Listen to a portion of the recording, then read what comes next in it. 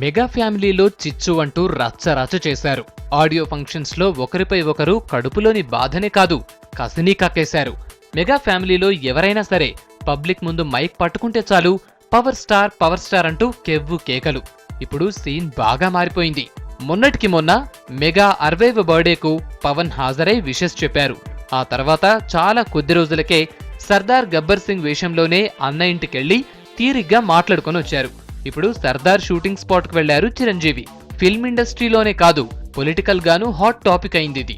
అన్నదమ్ములు ఇద్దరు మీటింగ్స్ ఏర్పాటు చేసుకోవడం చూస్తుంటే మెగా ఫ్యామిలీ మొత్తం మళ్లీ ఒకటిగా వస్తున్నట్లు సంకేతాలివ్వటంలో భాగంగా భావిస్తున్నారు.